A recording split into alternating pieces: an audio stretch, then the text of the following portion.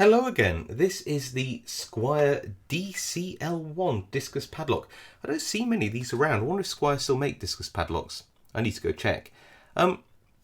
So nice small keyway. Mercifully it's not paracentric, quite open. And I'm saying that because these small keyways with this kind of bitting would be a little bit more challenging. Got very low cut on pin 1, then it's a 5-pin lock, so pin 2 and 3 are very high, followed by a low 4 and again a sort of medium height 5. So the bitting's pretty good. These locks tend to have quite a heavy sort of shackle feel, mostly because I think there's a lot of friction and weight in the shackle.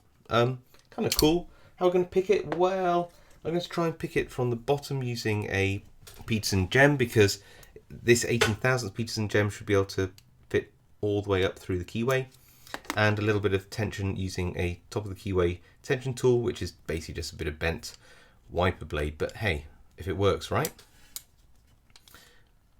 Hard to hold in hand, but I've chosen to pick this one in hand today, and let's give this a bit of a go. So pin 5, that was 4, 2 there.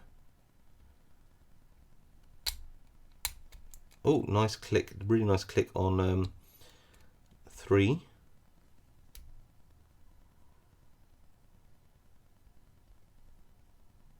Oh, and a little click on 1, tiny click on 1, and there we go.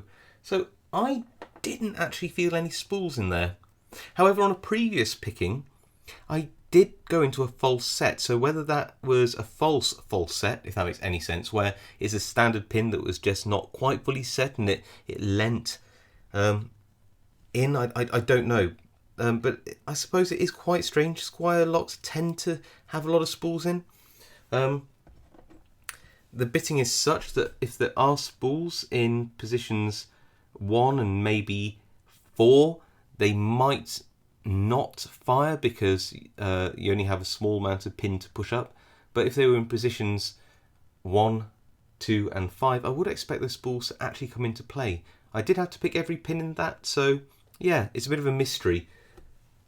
If anybody does know if these actually contain spool pins or not, please do comment below. I'd actually be quite interested.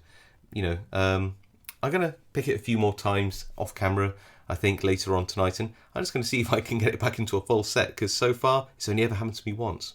Alright, hope you found that interesting, and I'll see you all next time.